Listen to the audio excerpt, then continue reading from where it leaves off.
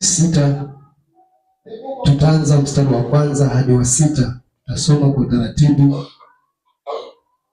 Naomba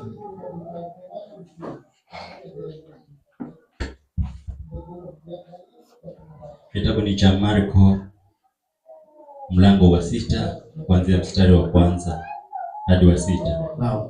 Akatoka huko akafika mpaka nchi ya kwao, wanafunzi wake wakamfuata. Na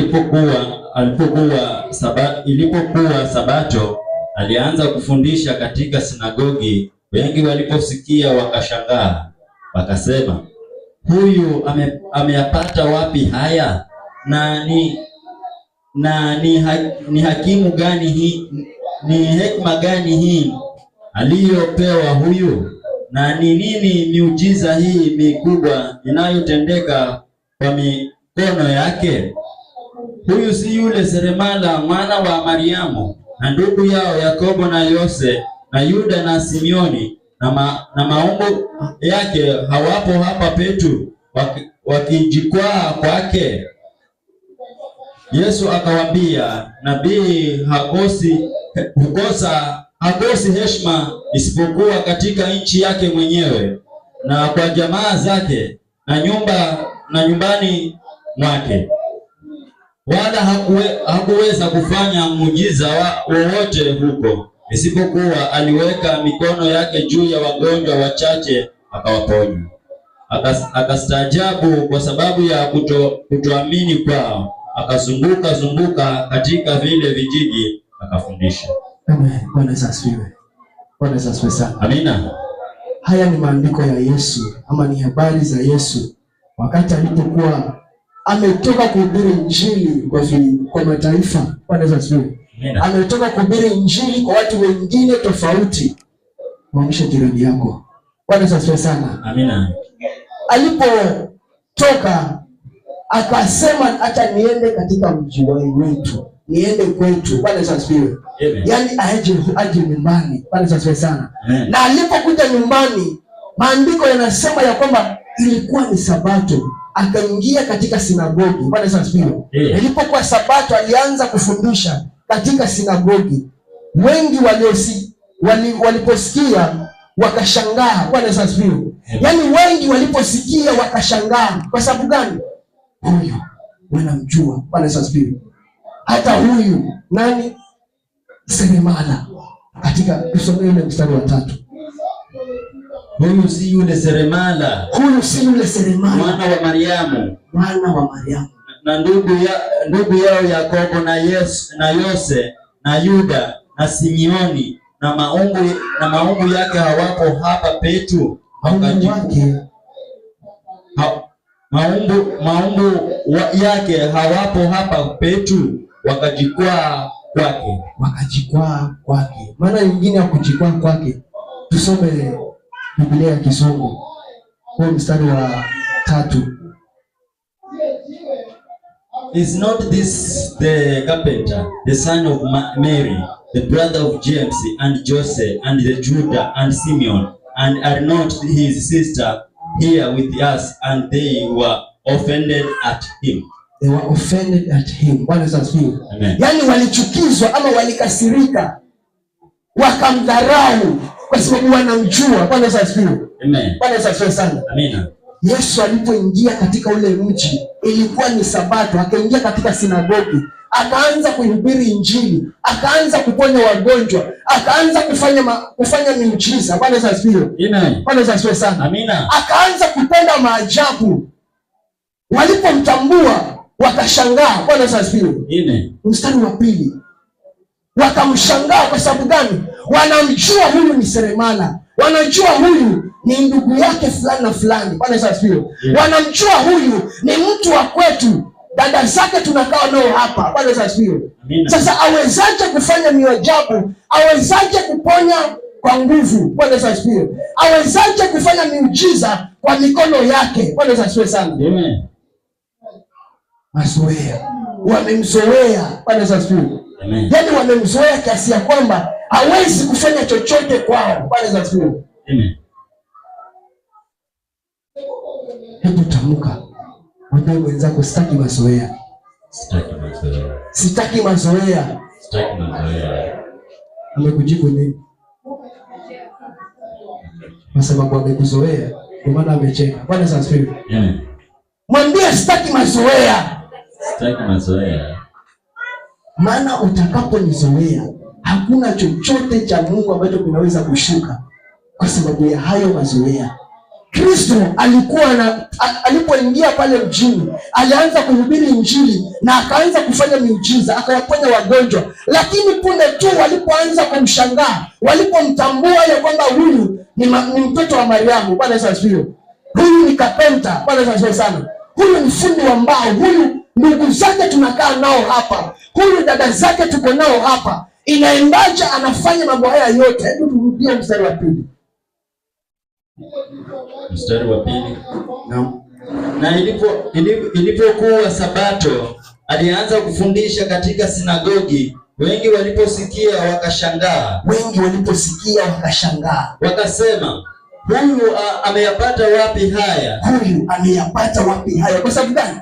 Tunamjua, wazazi wake tunawajua, na wazazi wake ni fundi wa mbao, baba yake ni fundi wa mbao, ndugu zake wako hapa, tuko nao kila siku. Kidogo tuko nao hapa kila siku.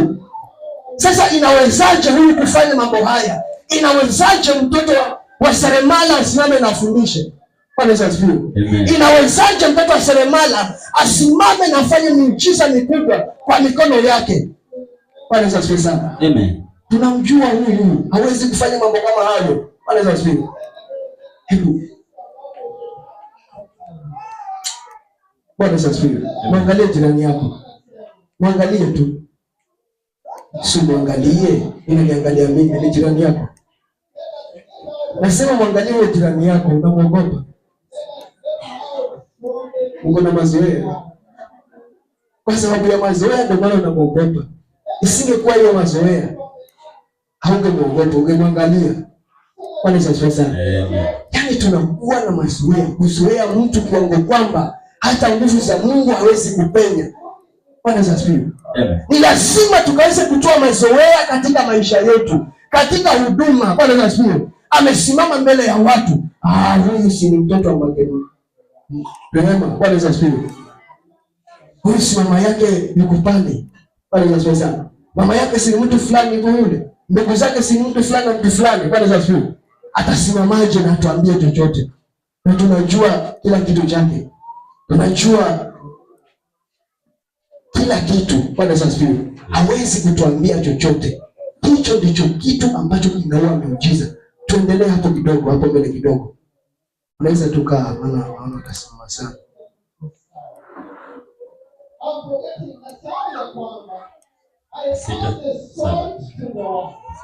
Rudi hapo mbili na uendelee. 6:2. 6 mstari wa pili. Na ilipokuwa Sabato, alianza kufundisha katika sinagogi. Wengi waliposikia wakashangaa, wakasema, huyu ameyapata wapi haya?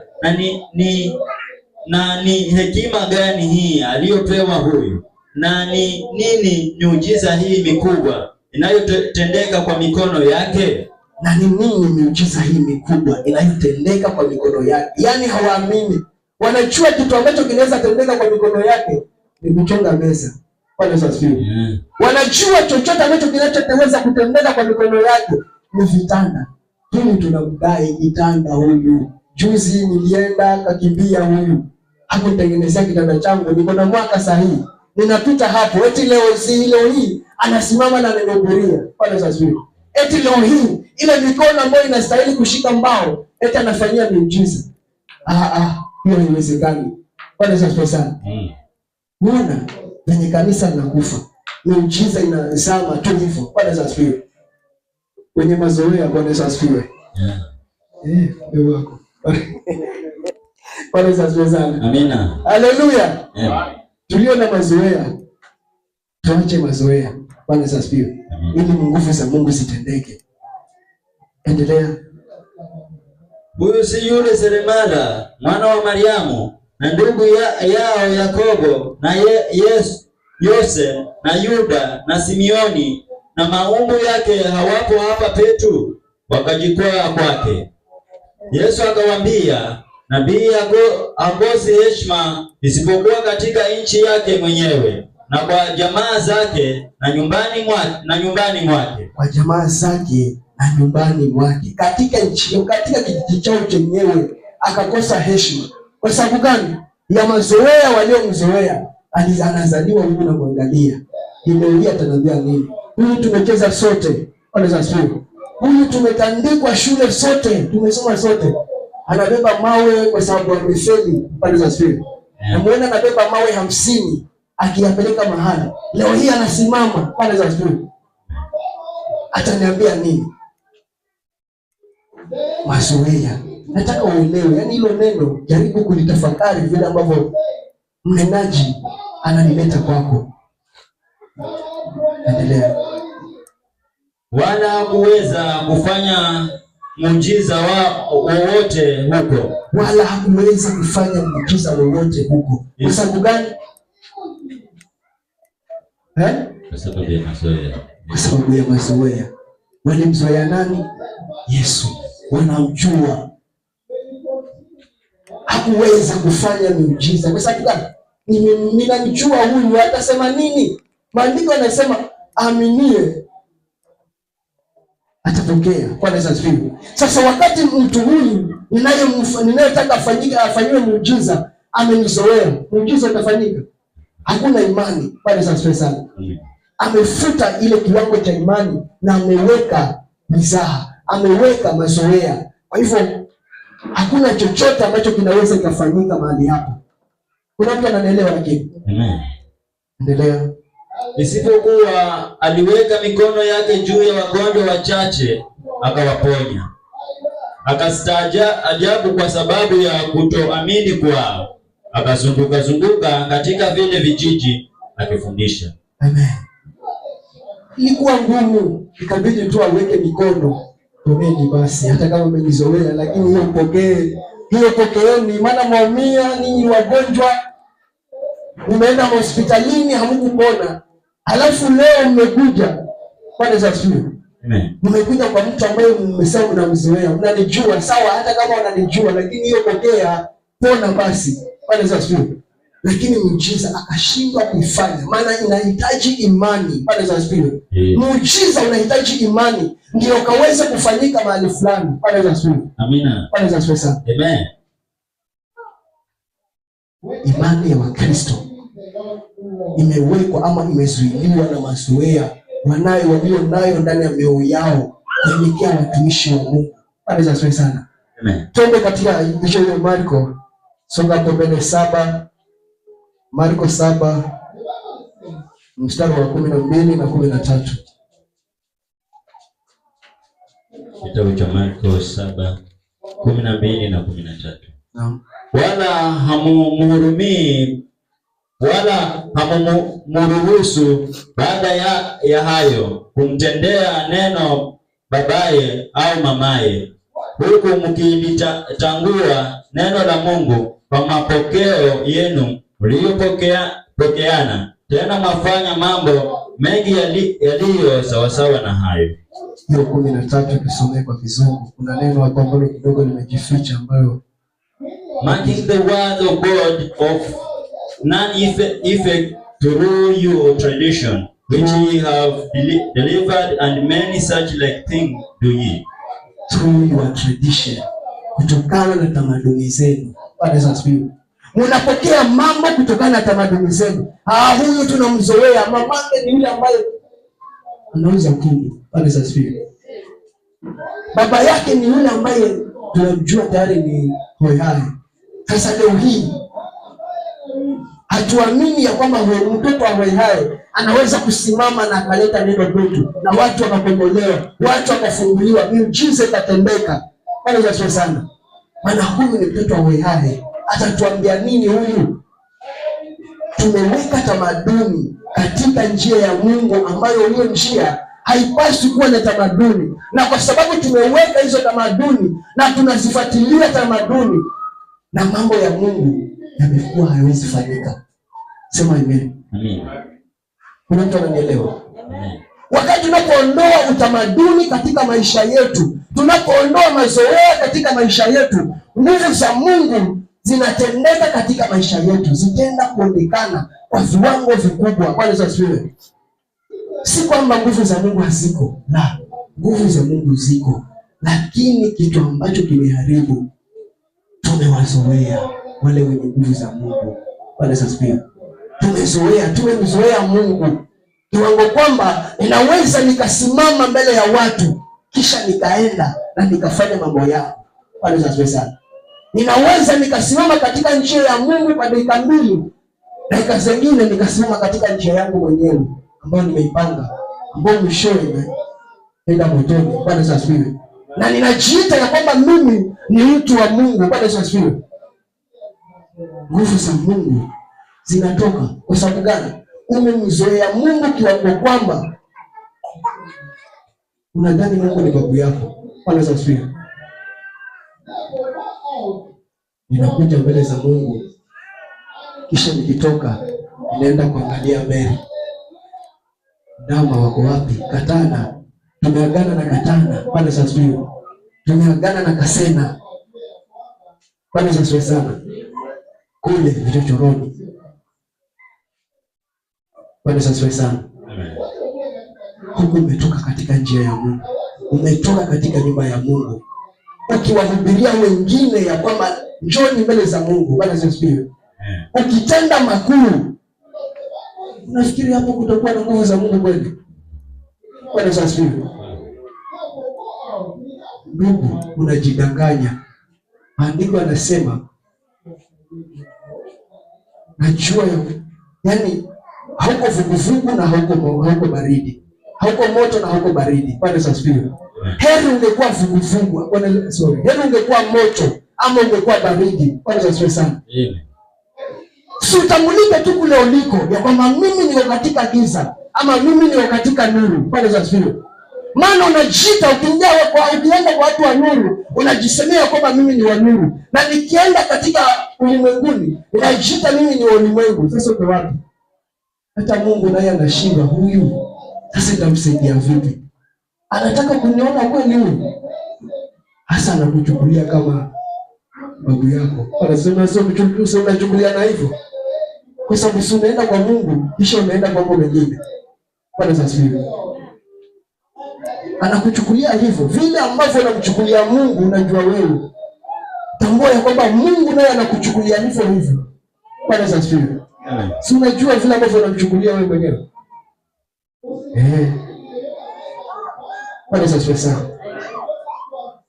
Tukianza kuzungumza vile ambavyo tunamchukulia Mungu sahihi, utapata kila mmoja kwa mawinguni. Bwana asifiwe.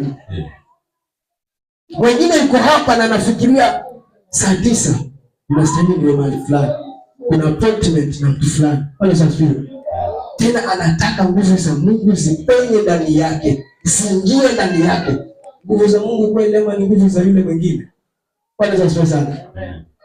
Ni nguvu gani hizo? Za shetani ndizo zitakazotawala ndani yako. Bwana asifiwe sana. Maana Mungu, maandiko yanasema au Mungu anasema, iweni watakatifu kama mimi nilivyo mtakatifu.